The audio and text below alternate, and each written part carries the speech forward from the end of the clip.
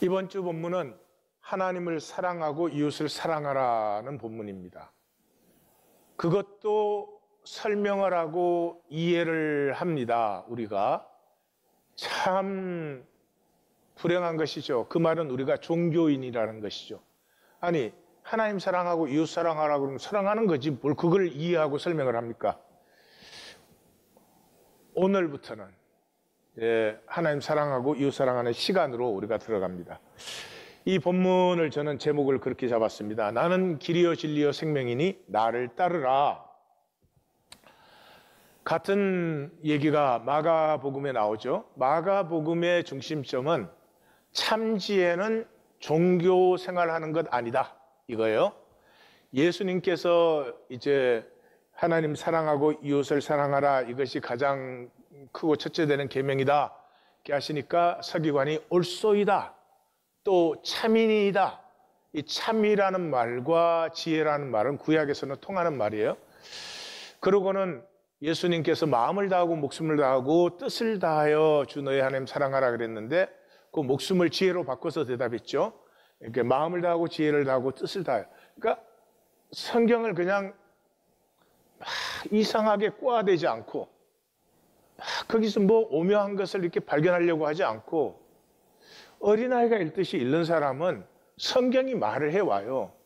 이 지혜로 바꿨잖아요.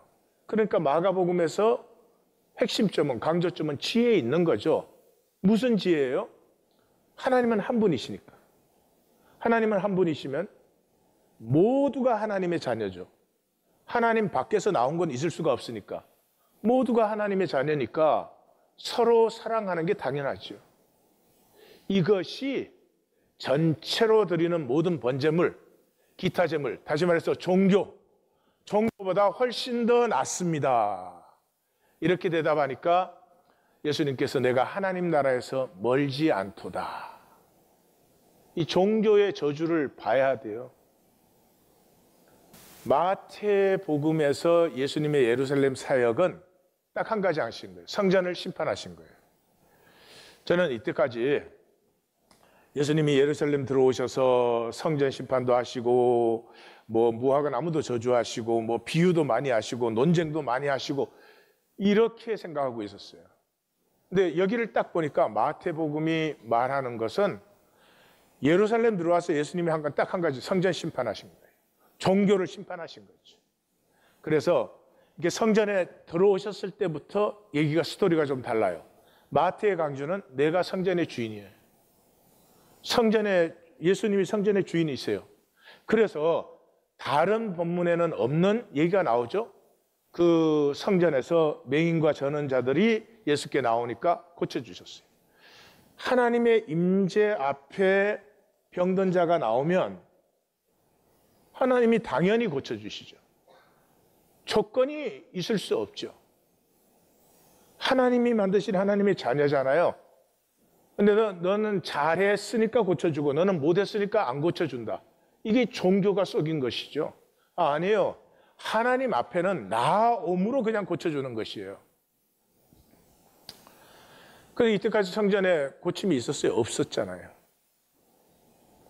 내가 주인인데 여기는 성전 아니다. 여긴 도둑질하는 데야. 뭘 가지고? 종교 가지고. 여기에서 하나님과 기도가 통해? 여기서 하나님의 기도 응답받은 사람 나와봐. 없지? 이게 무슨 성전이야? 예수님이 성전의 주인이시라는 거예요. 그래서 아이들이 호산나 다윗의 자손이여 그러니까 대제사장과 서기관들이 막 화를 냈습니다. 이게 어디죠? 시편 8편 인용하시는 거죠. 시편 8편이 뭐예요? 사람이 무엇이간데 하나님이 저를 돌보시고 권고하시나이까. 이 시편에서 하나님께서 주의 대적들에게 어린아이의 입으로 권능을 세우셨다 이렇게 되어 있어요.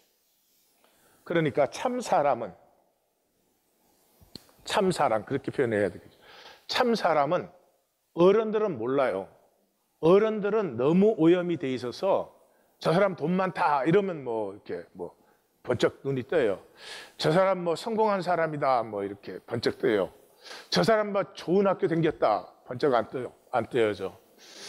하여튼 뭐 그게 사람을 보는 거예요. 조건과 현상을 보는 거죠. 사람을 볼 줄 모르면 삶은 절대로 행복할 수가 없어요. 근데 어린 아이들은 사람을 봐요. 어린아이가 사람의 말을 이해하겠어요? 조건을 보겠어요? 그냥 사람을 볼 줄 알아요. 이 본문 묵상하다가 그 대통령 선거 유세할 때 여러분들도 그 뉴스의 장면 보셨는지 몰라? 그 트럼프가 이 어린 아이를 이렇게 받았어요. 그 부모는 트럼프 지지자겠죠, 그죠? 트럼프가 이렇게 받았는데 아이가 그 자리에서 완전히 경기하는 것처럼, 와, 트럼프가 그 5초도 못 안고 있어요. 막 아이가 갑자기 막 소리를 질러대고 난리를 치니까 우리가 애들보다 못 봐요, 솔직히 말해서. 아이들의 입으로 주님의 권능을 세우셨어요. 아이들은 알아. 예수님이 참 사람이라는 걸 지적으로 알아서 하는 게 아니고 마음에서 그냥 터져 나오는 거죠. 물론 어른들이 그 입성 때 한 걸 들어서 하는 것이지만. 그래서 마태복음에는 다른 복음에는 없는 40절이 들어있죠. 이 두 계명이 온 율법과 선지자의 강령이다. 율법과 선지자는 성경이란 말이에요. 유대인들은 성경이란 말이 없으니까. 여기 마태복음에 3번 나옵니다. 5장 17절에 나오고 지금 우리 본문 40절에서 나오고. 그래서 이게 괄호처럼이에요. 성경을 가로처럼 표현하고 있어요. 그러니까 그 안에 들은 것이 성경이 이것이다 하는 것이에요. 그런데 그 안에 들은 것에서 7장 12절에서 율법과 선지자가 나오죠. 남에게 대접을 받고자 하는 대로 너희도 남을 대접하라. 이것이 율법이요 선지자다. 그러니까 성경이 이것이라고 하는 중심, 핵심이 뭐예요? 남을 대접하라예요. 이것은 혁명 정도가 아니에요. 그 당시로 생각하면. 성경을 뭐라고 생각해요? 성경 읽고 하나님 섬기고 하나님에게 잘해드리고, 그건 다 종교가 만든 거죠. 하나님에게 잘해드려야지 복 받는다 그래요. 여러분 그런 거에 쏙지 마십시오. 하나님은 모든 사람에게 복을 주시기를 원해요. 왜? 다 자기의 피조물이니까.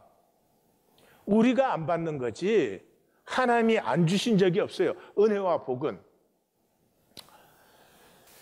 하나님은 잘해드리지 않아도 잘 계세요. 우리가 높여드리지 않아도 스스로 다 높으세요. 귀찮아 높여드리는 거. 하나님 믿어요? 남을 대접하라는 거예요. 자기가 대접받고 싶은 대로. 그게 하나님이 원하시는 것 아니겠어요? 하나님이 만드신 세계에서. 이것을 요한은 그렇게 표현하죠. 새 계명.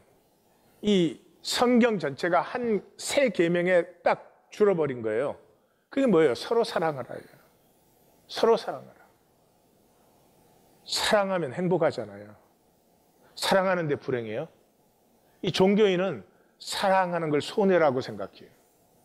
사랑하면 내가 뭘 빼앗긴다고 생각을 해요. 많이 빼앗기세요. 빼앗길수록 풍성하게 넘쳐요. 예. 자식에게 많이 주고 아깝죠? 그죠? 그걸 다 주다니. 많이 주셨을수록 부모가 풍성해지고 부모의 삶도 풍성해지는 거예요. 그래서 이렇게 여기까지 오니까 마태복음이 또 새롭게 보여요. 그래서 산상수훈 쪽으로 돌아가 보시면 산상수훈이 시작되자마자 1절에서 16절까지는 우리 하나님의 자녀를 얘기하잖아요. 교회. 하나님의 자녀는 누구냐? 팔복으로 사는 사람들이에요. 팔복으로. 팔복으로 살지 않는데 자꾸 뭐 하나님 자녀다, 구원받았다, 거듭났다 그런 소리 이제 우리는 하지 마세요. 그 사람은 소금과 빛이 돼요. 그 다음에 나오는 게 17절이에요. 내가 율법이나 선지자를 폐하러 온 게 아니다 그랬어요. 그거 왜 말하고? 마태복음 전체가 종교를 폐하는 거잖아요. 예? 안식일법, 정결례, 2대 유대교의 2대 기둥을 박살을 내버리잖아요. 종교를 폐하는데 그건 종교를 폐하는 게 아니고 종교를 폐하는데 말씀을 폐하는 게 아니고 말씀을 그것이 완성하는 것이다 하는 것을 얘기해요. 그래서 그 다음 21절에서 48절 5장 끝까지는 종교의 의와 말씀의 의를 계속 비교해서 보여주죠. 칼 들고 안 찔러 죽였다고 살인, 그건 종교적으로는 살인 안 한 거죠. 그렇지만 말씀의 의로는 형제를 보고 바보라고 미련한 자라고 하면 지옥불에 떨어진다. 하나님에게 예배 드리러 가다가 형제 간에 불화한 거 있으면 하나님에게 예배 간도 신경 쓸 거 없어. 가서 형제랑 화해해. 내가 간음 안 했다. 그래?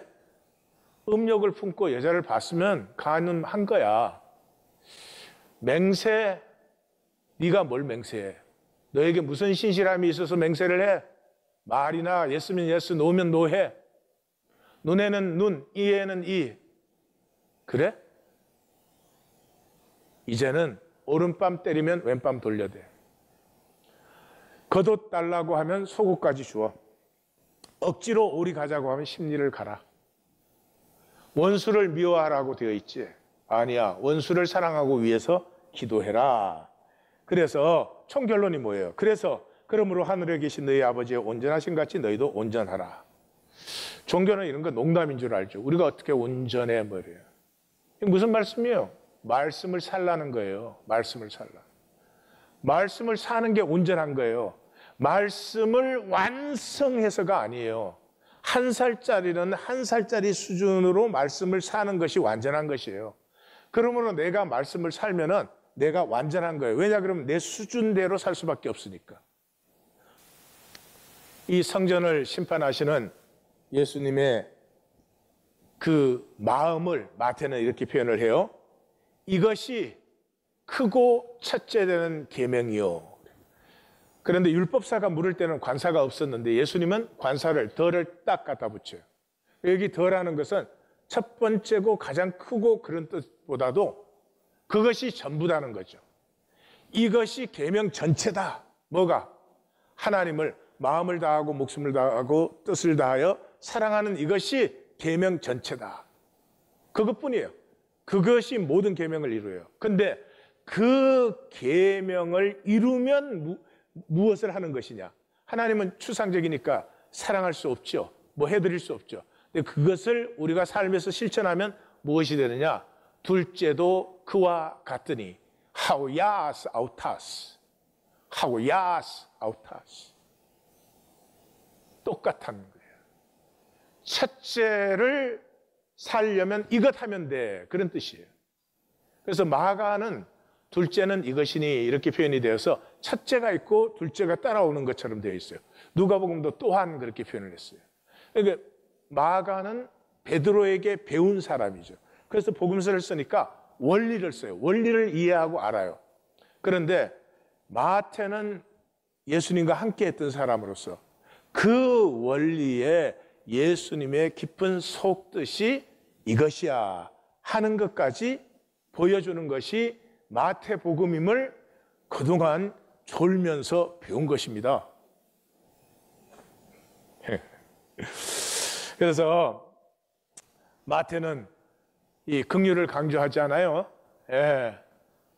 이 예수님의 사역에 두 기둥을 딱 세웠죠.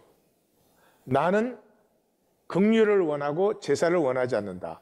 나는 자비를 원하고 제사를, 똑같은 멀씨예요. 나는 긍휼을 원하고 종교 원하는 것이 아니다 하는 것을 마태는 분명히 우리에게 세워주셨죠. 그 긍휼이 뭐예요? 하나님을 사랑하면 이웃을 사랑하는 것이. 하나님에게 신경 끄세요. 하나님에게 잘해드리려고 하지 마세요.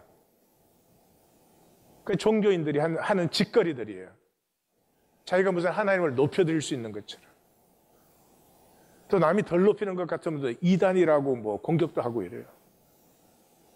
근데 내가 이 평생 종교 본 것은 하나님 높여드리는 이유가 항상 하나님을 높이는 자기가 높아지려고.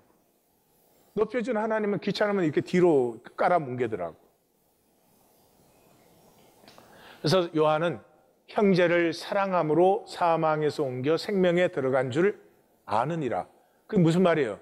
형제를 사랑하면 거듭난 것이에요. 사망에서 생명으로.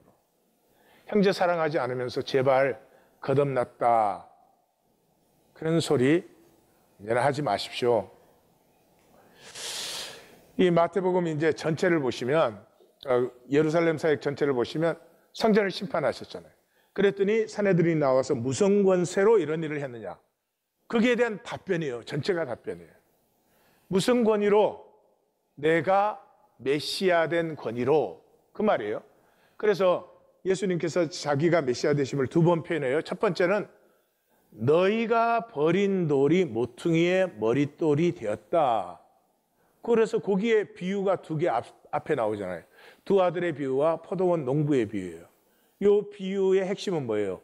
뉘우쳐. 키워드가 뉘우쳐. 너희가 나를 버리려고 왔지. 버리는 정도가 아니지. 올무를 걸어서 어떻게 해보려고. 근데 나를 버리면 안 돼. 나에게 접붙어야 돼. 돌이켜라. 그 얘기고, 두 번째는 하나님 사랑하고 이웃 사랑하는 것을 내가 이루었어. 나를 보면 말씀이 뭔지, 말씀이 성육, 삶으로 나타나는 것이 뭔지를 볼 수 있어. 이 말씀의 성육이 된 것이 다윗의 자손이야. 여기에도 사건 두 개가 앞에 나오죠. 하나는 세금, 하나는 부활이에요. 세금은 그 얘기죠. 너희는 다 우상 숭배하고 있어. 우리 우상 숭배예요. 100불짜리에 있는 사진이 프랭클린이라고 걸더라고요. 프랭클린 더 좋아하세요? 예수님 더 좋아하세요? 어느 형상, 어느 색인 거를 더 좋아하세요? 실제로 하나님 믿는 게 프랭클린 더 받으려고 하는 거 아니에요? 그게 종교인이에요, 종교인. 우리가 그거 하고 있어요. 너희는 우상 숭배자들이야. 부활은 뭐예요? 너희는 실제를 몰라. 너희는 현상이 전부잖아. 왜 황제의 새긴 형상을 더 좋아해? 현상밖에 모르니까. 그건 심판이에요. 왜냐하면 이게 마지막이니까. 종교인이 돌이키는 길은 심판밖에 없어요. 기독교는 열심히 가르쳐요. 열심히 가르쳐요. 가르치면 뭐가 되는 줄 알고. 가르치는 사람도 새로워지지 않는데 무엇이 새로워져요? 그래서 이것으로 끝나면 그 다음에 뭐예요? 23장이 종교의 저주예요. 아주 참혹합니다. 그 다음 24, 25장이 종말이에요. 그 다음 26, 27장이 십자가, 28장이 부활. 그렇게 끝나는 거죠. 성경이 뭐예요? 하나님과 이웃 사랑하라는 거예요. 주님 자신이, 주님이 그것을 이루셨어요. 그러므로 우리도 그 사람들이에요.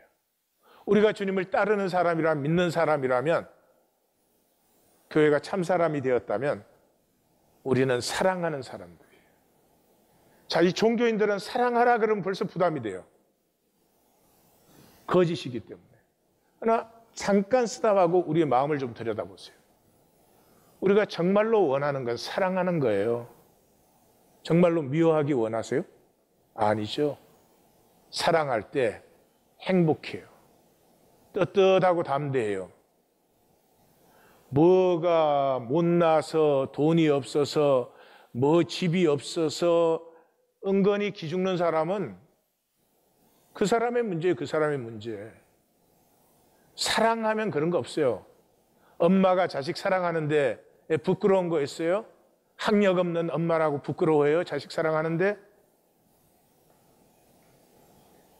서로 사랑하면서부터 이 말이 없어져요. 마음에는 원이로 돼.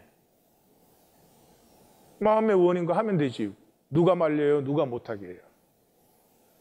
이 종교인들은 손해볼까 봐 안 하면서 그게 사실은 자기가 자기 스스로 손해보게 되는 일인데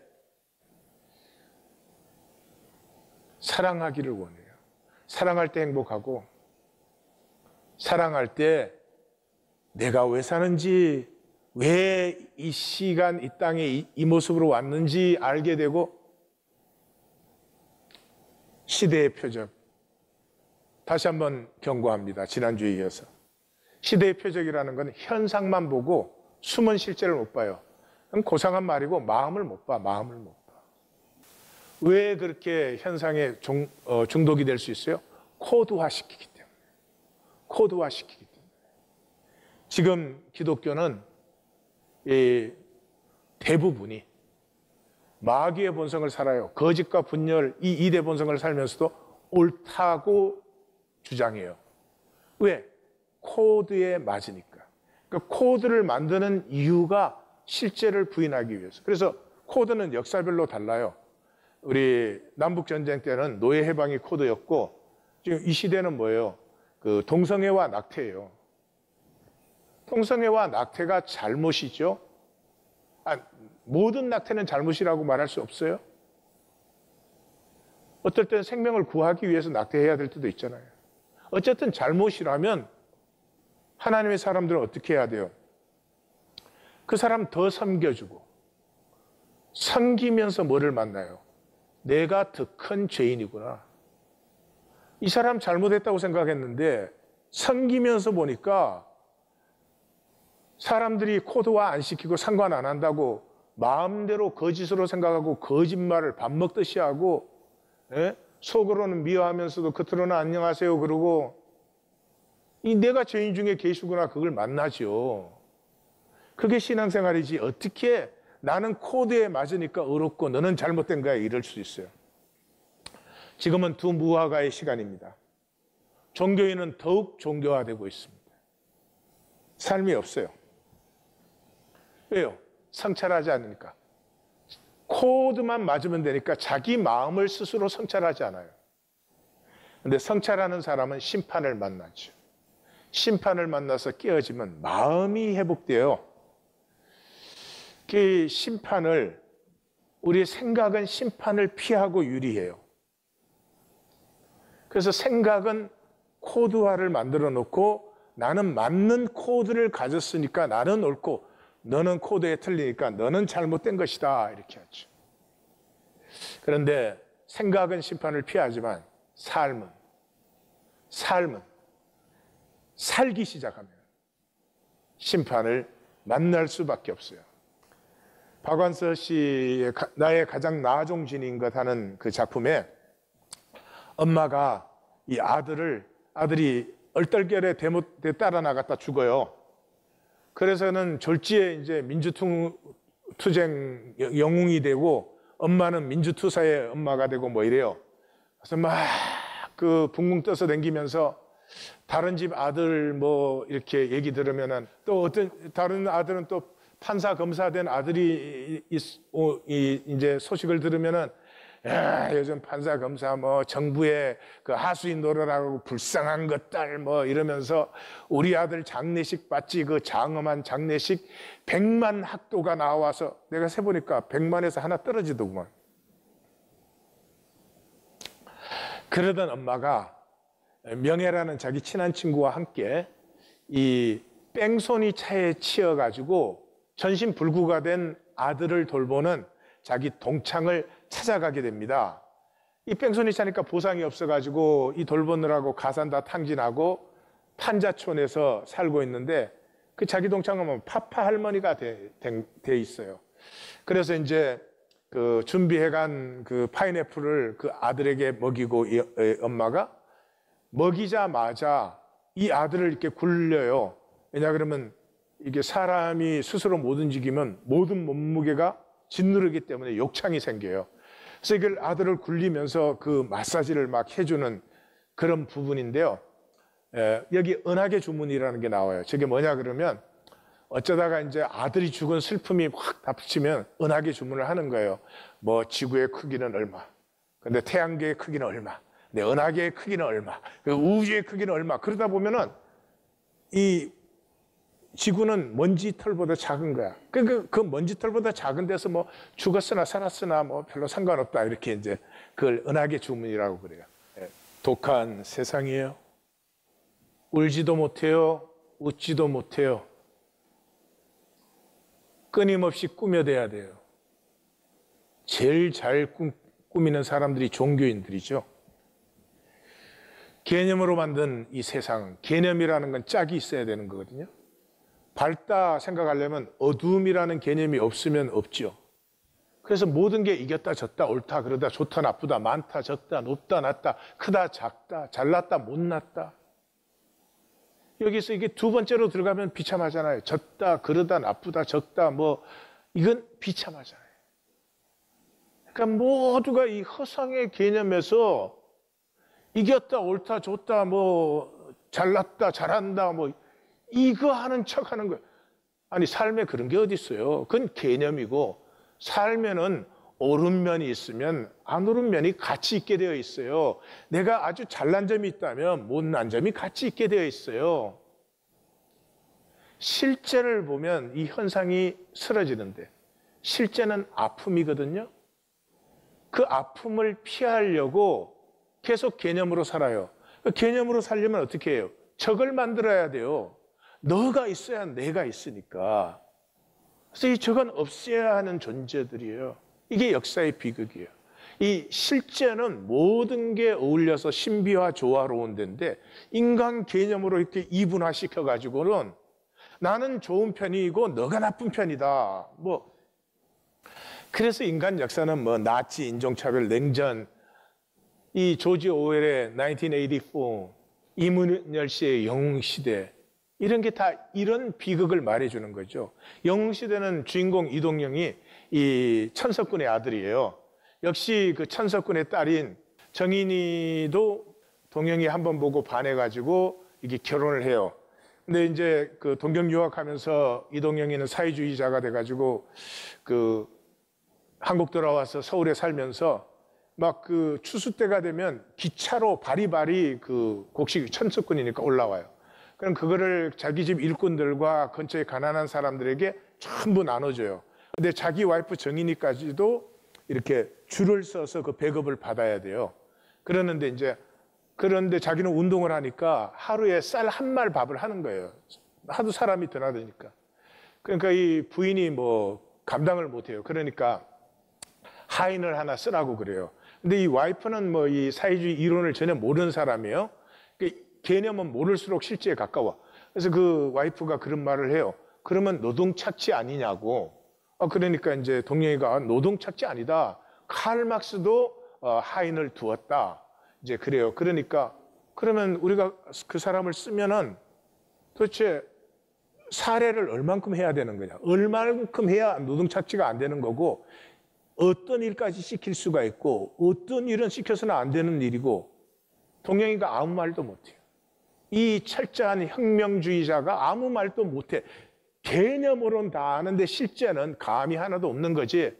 그래서 6.25가 터지고 이렇게 공산군이 서울에 들어오니까 이게 북노당 쪽 사람들이 딱 장악하니까 남노당은 이제 슬슬 밀리는 거예요.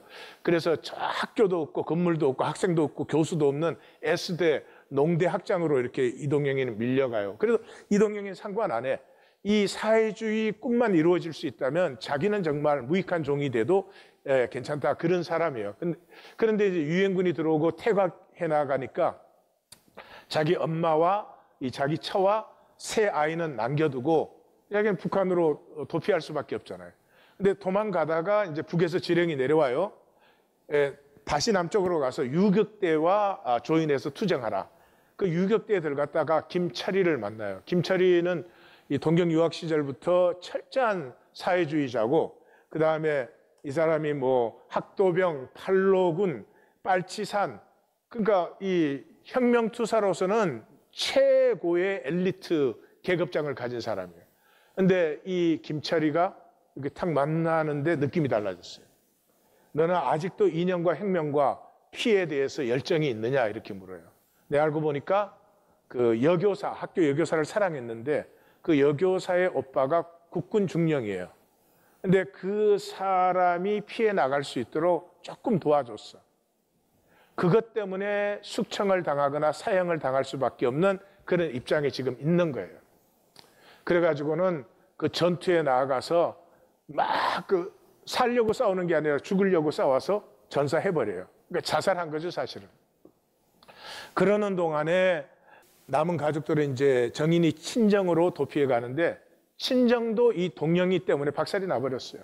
두 사촌 오빠가 동영이 영향을 받아가지고 월북했거나 죽었고, 그 다음에 남동생 있는 것과 옳게도 이 동영이 영향을 받아서 사회주의자가 돼서 체포되었다가 남동생은 국군에 지원 입대하는 걸로 이제 해결을, 양쪽 집안이 완전히 박살이 나버렸어요.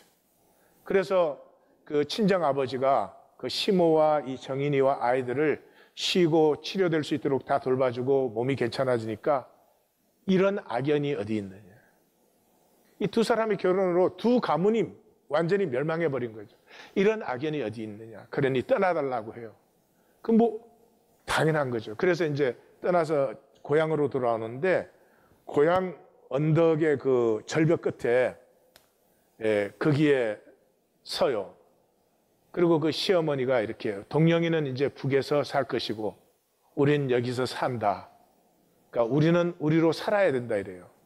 그래서 정인이가 이 동영이와 언젠가는 만나겠지 했는데 이제 영원히 헤어지는 거니까 그 절벽에서 자살을 하려고 해요. 그때 시어머니가 그 정인이에게 그렇게 말해요. 30에 내가 과부되어서 내가 이 절벽에서 뛰어내리려고 했다. 근데 그때 내 치맛자락을 잡는 고사리 같은 손이 있었다. 그게 동영이었다. 그때 나의 해는 졌다. 그러나 새로운 해, 동영이를 바라보고 나는 평생을 살아왔다. 너의 해도 졌다. 그러나 너에게는 해가 4개나 더 있다. 그래서 결국 그 아이들을 위해서 살아가게 돼요. 그리고 동영은 북에서 그 남로당 숙청당할 때 다 숙청당하고, 그래서 일본으로 밀항하려고 하다가 밀항하는 배를 원산에서 탔다가 거기서 죽어요. 이 개념의 비참함, 서로의 코드를 만들어서 이쪽은 저쪽 보고 빨갱이라 그러고 저쪽은 이쪽 보고 뭐 우익이라 그런지 뭐라 그런지 모르겠어요.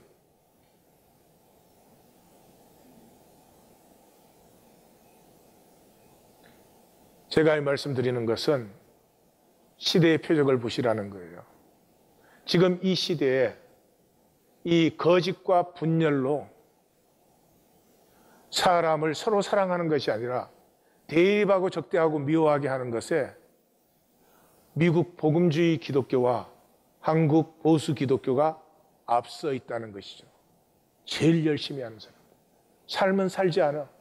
서로 사랑은 눈곱만큼도 없으면서 그저 코드 가지고 옳다고만. 하나님의 심판은 옳고 그름에 있지 않아요. 하나님 그것 가지고 심판하지 않아요. 홍수 기사에서 홍수가 다 끝났을 때 하나님 뭐라 그랬어요? 사람은 어렸을 때부터 그 마음에 계획하는 바가 악하다. 죽을 때까지. 근데 하나님 그걸 바꾸셨어요? 안 바꾸셨어요. 그대로 두고 하나님이 마음을 바꾸셨어요. 사람이 악을 행하는 것이 당연한 것이라는 거예요. 그래서 하나님이 마음을 바꾸셨어요. 내가 다시는 물로 심판하지 않겠다. 그러면 뭐 괜찮다는 거예요? 악을 행하는 게? 하나님에게는 인간의 전공이 우리는 사는 게 잘못 사는 것이고 악을 행하는 거예요. 우리 중에 나는 그래도 나름대로 잘한다. 나는 별로 죄를 짓지 않는다라고 생각하는 분이 있으면 하나님 모르시는 분이에요. 하나님 우리가 죄된 것, 악한 것을 다 알아요. 거짓된 것을. 단 한 가지 때문에 기다리고 계세요. 뭐요? 우리는 사랑할 수 있는 유일한 존재예요. 인간은 하나님의 형상이 있기 때문에 사랑할 수 있는 이 온 우주에서 사랑은 개가 주인 좋아하는 게 아니에요. 인격적인 것이에요. 자기의 존재적인 헌신으로 상대를 피우는 것이에요. 이것은 사람에게밖에 없어요. 그리고 이 하나님의 십자가의 사랑을 만날 때 인간은 깨어지고 반드시 이 사랑이 피어나게 되어 있어요. 하나님이 우리에게 주신 선물 중에서 가장 귀한 것은 시간입니다. 시간 외에는 아까운 게 아무것도 없어요. 시간이 아까운 것이에요. 시간을 어떻게 사용하느냐가 나를 다 결정해요. 우리 영원히 살지 않아요? 착각하지 마십시오. 이제는 미련 두지 마세요. 옳음과 잘남의 허상. 삶은 경쟁이 있을 수밖에 없고 경쟁 안에 있잖아요. 경쟁은 즐기는 거예요. 아, 오늘은 잘했구나. 오늘은 잘 안 됐구나. 네. 그 다음에 마음을 여세요. 마음을 열어야지 그런다고 마음은 열리지 오히려 닫혀요. 멈추면 마음이 열려요. 멈추면 리액트해서 쉬게 돼요. 그래서 본 마음이 피어나요. 멈추어야 건너뛰기를 할 수 있잖아요. 멈추어야 사이길로도 갈 수 있어요.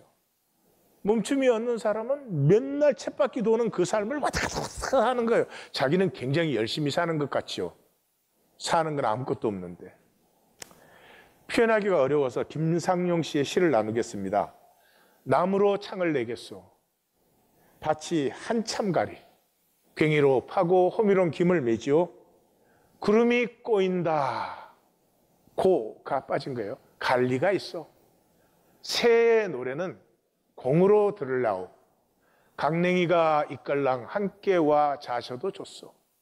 왜 사느냐건 웃지요. 왜 사느냐 그럼 웃는 거예요.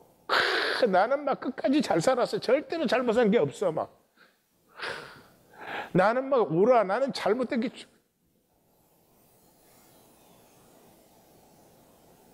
이거 뭐 20, 30대는 그럴 수 있지만 적어도 40대, 50대가 지났으면 이 달관이 있어야죠. 이렇게 사나 저렇게 사나 결국 그게 차이를 만들어내지 않더라.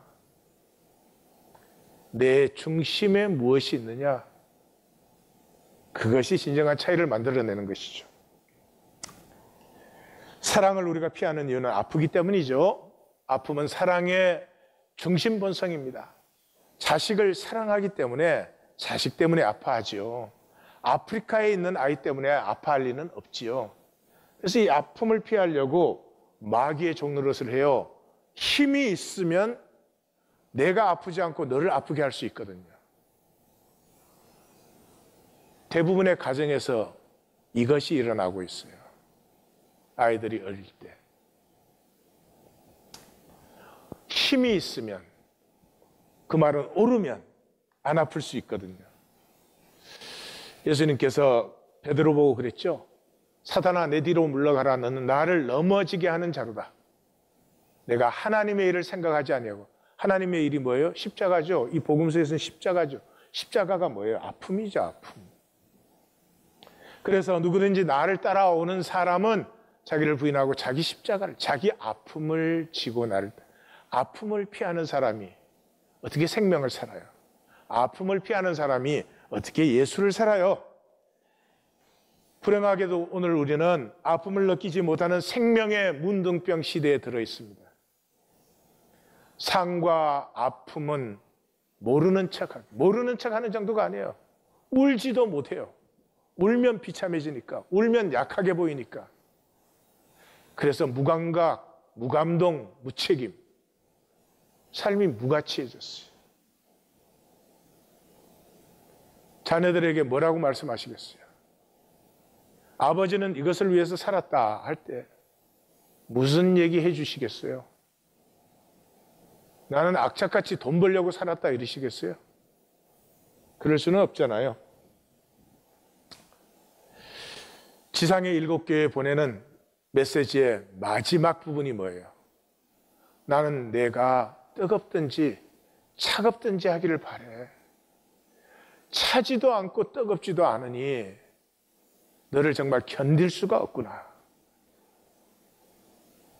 왜 이렇게 느끼하게 됐어요? 아픔을 피하니까. 아픔은 우리를 하나 되게 하는, 아픔은 사랑이 열리게 하는 하나님의 섭리 기제입니다. 아픔이 연결시킵니다. 연결될수록 불안과 염려와 시기와 욕망은 저하되고 사랑과 용서와 기쁨과 보람은 상승되기 시작합니다. 예수님께서는 너 크고 싶으니 섬기는 자가 되어라. 어뜸이 되고 싶니? 총이 되어라 말씀하시죠. 윤리 아닙니다. 윤리로 이거 해서 무슨 뭐 하겠어요? 잘난 척 하는 것밖에 더 있겠어요? 아닙니다. 이게 생명의 길이에요. 하버드대에 유명한 학습 효과가 있죠. 아주 성적 좋은 학생들을 두 그룹으로 나누었습니다. 한 그룹은 성적이 나쁜 학생들을 돕게 했습니다. 가르치고, 한 그룹은 자기만 열심히 하게 했습니다. 수없이 반복된 실험에서 결과는 항상 똑같았습니다. 부족한 학생을 돕고 가르치고 섬겨준 학생들의 성적이 훨씬 더 높았을 뿐만 아니라 이 학생들은 인격과 관계라고는 보너스까지 받는 것을 발견했습니다. 미시건 주립대 운동역학 연구팀은 이분들 꽤 유명한 교수팀입니다. 모든 운동을 하기 전에 독백하거든요. 왜냐 그러면 이 뇌에다가 스스로 자극을 주는 거죠. 다 독백을 합니다. 근데 그 독백을 나를 위한 독백과 팀을 위한 독백으로 두 개로 분리했습니다. 그래서 나는 할 수 있어. 나는 최상의 것을 발휘할 거야. 뭐 이런 것과 우리 팀은 아주 즐겁게 할 거야. 행복하게 할 거야. 우리 서로 잘 통해서 최상을 이루어낼 거야. 이렇게 두 그룹으로 했습니다. 여기에서도 without failure, 한 번의 예외도 없이 팀을 위해서 독백한 선수들이 훨씬 더 좋은 성적을 냈습니다. 왜요? 그게 생명이기 때문에 그렇습니다. 생명은 서로 사랑할 때 가장 아름답게 피어나는 것입니다. 이 컴퓨터 시대가 열릴 때 빌 게이츠, 마이크로소프트가 세계를 정복했죠. 근데 지금은 구글과 상대가 안 됩니다. 특별히 우리 자녀들에게 한번 물어보십시오. 어디서 일하고 싶느냐? 구글은 꿈의 직장입니다. 왜 그렇게 됐어요? 경쟁시키는 것과 서로 돕게 하는 이것이 모든 것을 갈라버렸습니다. 나눔 가이드. 하나님을 사랑하면 서로 사랑하라 하셨습니다.